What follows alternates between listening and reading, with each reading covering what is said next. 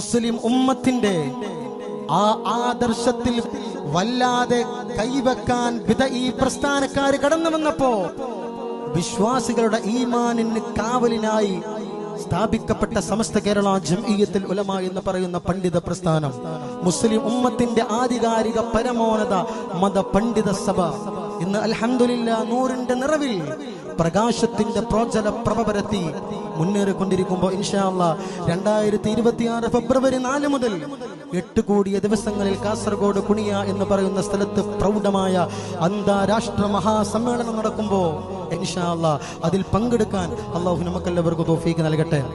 ഇതൊരു ചരിത്രമാണ്. ഒരു നൂറ്റാണ്ട് പിന്നിടാണ് അഹ്ലുസ് സുന്നത്തി വൽ ജമാഅത്ത് എന്ന് പറയുന്ന ആ സമസ്ത കേരള ജംഇയ്യത്തുൽ ഉലമ നൂറ്റാണ്ട് പിന്നിടുമ്പോൾ അതിന്റെ സമ്മേളനം അതൊരു ചരിത്രമാണ്. അല്ലാഹു തൗഫീഖ് നൽകിയവർക്ക് അതിൽ പങ്കെടുക്കാൻ സാധിക്കുള്ളൂ. അല്ലാഹു അതിനുള്ള തൗഫീഖ് നമുക്ക് പ്രദാനം ചെയ്യട്ടെ.